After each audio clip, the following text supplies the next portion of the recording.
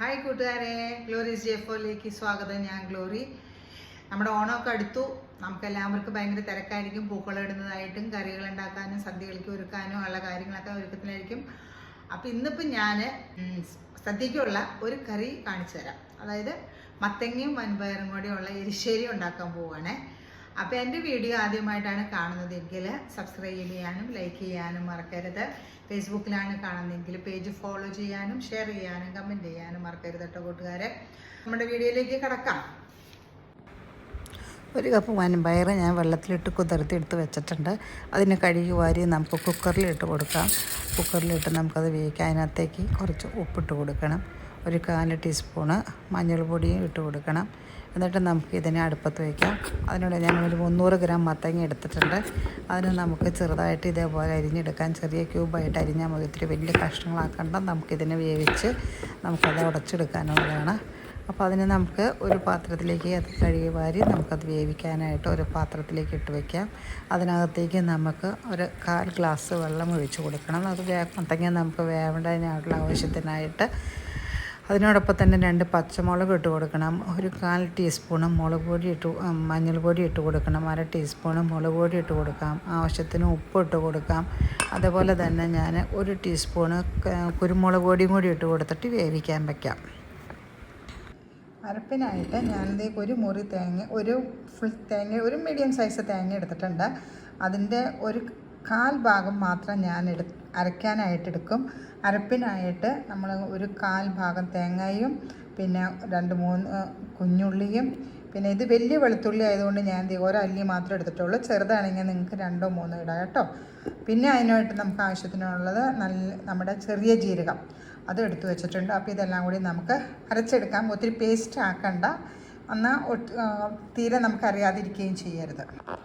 എനിക്ക് കൂടുതൽ തേങ്ങ വറുത്തിടാനാണ് കേട്ടോ ഇഷ്ടം. അതുകൊണ്ടാണ് ചിലർ പപ്പതി എടുക്കും, ചിലർ കൂടുതലെടുക്കും. എനിക്ക് കൂടുതൽ വറുത്തിടാൻ ഇഷ്ടമുണ്ട്. ഞാൻ 1/4 ഭാഗം മാത്രമേ അരയ്ക്കുന്നുള്ളൂ. ഇനി അതിനകത്തേക്ക് നമുക്ക് കുറച്ച് വെള്ളം ഒഴിച്ച് കൊടുത്തിട്ട് നമുക്കൊന്ന് അരച്ചെടുക്കാം. അപ്പോൾ ഇത് നമ്മുടെ അരപ്പതി അരച്ചെടുത്തിട്ടുണ്ട്. ഇതേപോലെ ദൈഹിപ്പരുവം മതി. ഇനി നമ്മുടെ മത്തങ്ങയൊക്കെ എന്തായെന്ന് നോക്കാം. നമ്മുടെ മത്തങ്ങ കുറച്ചുകൂടി ആവാനുണ്ട്. അതൊന്ന് ഉടയുന്ന പരുവം വരെ ഒന്നുകൂടി വേവിച്ച് കൊടുക്കാം. മത്തങ്ങ ഇത് നന്നായിട്ട് വെന്തിട്ടുണ്ട്. ഇതിനെ നമുക്ക് പയ്യൊന്ന് ഉടച്ചു കൊടുക്കാം. ഇതിനെ ചെറിയൊരു കഷ്ണം കടിക്കാത്ത രീതിയിൽ ഒത്തിരി ഉടയ്ക്കണ്ട. ചെറിയൊരു കുഞ്ഞ് കഷ്ണം കടിക്കാനായിട്ട് നമുക്ക് ഇത് വെച്ചോ അല്ലെങ്കിൽ സ്മാഷർ വെച്ചോ നമുക്കത് ചെയ്യാം കേട്ടോ. ഒരു കയ്യിൽ വെച്ചോ, അതേതാണ് നിങ്ങളുടെ കയ്യിലുള്ള അത് സൗകര്യം അനുസരിച്ച് നിങ്ങൾക്കത് ചെയ്യാം. മത്തങ്ങ ഇതുപോലെ ഞാൻ ഉടച്ചെടുത്തിട്ടുണ്ട്. ഇനി നമ്മൾ വേവിച്ച് വെച്ചിരിക്കുന്ന നമ്മുടെ പയറിട്ട് കൊടുക്കാം. അതിനകത്തേക്ക് നമ്മൾ അരച്ച് വെച്ചിരിക്കുന്ന നമ്മുടെ അരപ്പുണ്ടല്ലോ, അരപ്പിട്ട് കൊടുക്കാവേ. നമുക്ക് വേണമെങ്കിൽ ഇച്ചിരി ഒരു വെള്ളം, ചിലർ ചാറ് പോലെ എടുക്കും, ചിലർ നന്നായിട്ട് ഇച്ചിരി ഡ്രൈ പോലെ എടുക്കും. അതേതാണ് നിങ്ങൾക്ക് ഇഷ്ടമെന്ന് വെച്ചിട്ടുണ്ടെങ്കിൽ അതനുസരിച്ച് ചെയ്യാം. ഞാൻ എടുക്കുന്നത് ചെറിയ ഒരു ചാറ് പരുവത്തിലാണ് കേട്ടോ. ഒത്തിരി ചാറല്ല, എന്നാലും ഒരു ലൂസായിട്ട്. അങ്ങനെ നമ്മൾ അരച്ച് വെച്ചിരിക്കുന്നത് നമ്മുടെ തേങ്ങ ഇട്ട് കൊടുക്കുന്നുണ്ട്. ഇനി നമുക്ക് ഈ അരച്ച പാത്രം ഒന്ന് കഴുകി അതിനകത്തേക്ക് ഒഴിച്ചു കൊടുക്കാം.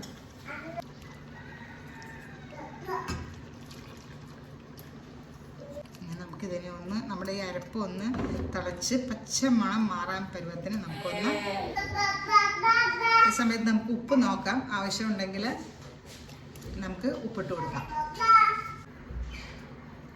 അപ്പം നമ്മുടെ മത്തങ്ങയും പയറും ഇതാ ഇവിടെ പച്ച നിറമൊക്കെ മാറി ഇതെല്ലാം ഇതായിട്ടുണ്ട്. ഇനി നമുക്ക് ലാസ്റ്റ് ഘട്ടത്തിലേക്ക് കിടക്കാം കേട്ടോ.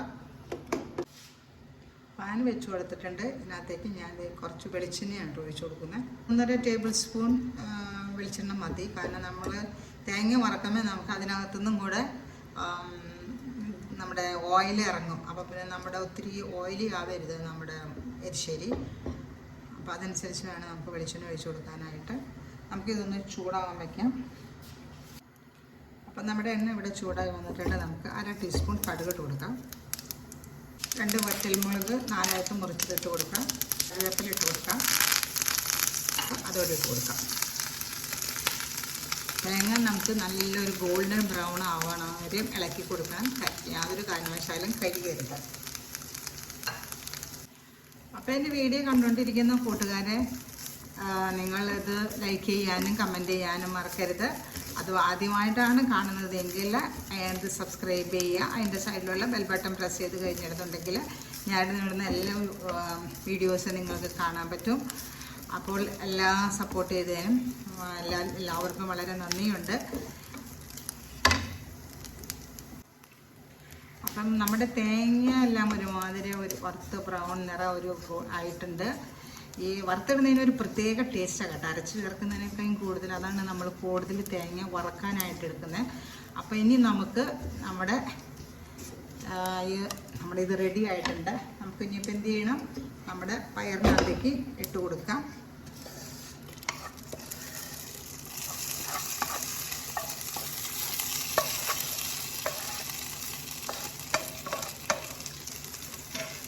ചൂടായ മാത്രം മതി. അപ്പം ഇതാ നമ്മുടെ മത്തങ്ങയും പയറും എരിശ്ശേരി ഇതാ ഇവിടെ റെഡി ആയിട്ടുണ്ട്.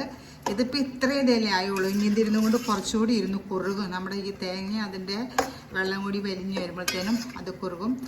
Okay friends, okay. അപ്പോൾ എൻ്റെ വീഡിയോ വാച്ച് ചെയ്തതിന് സന്തോഷം, നന്ദി. ഇനി അടുത്ത വീഡിയോയിൽ കാണാം. ബൈ.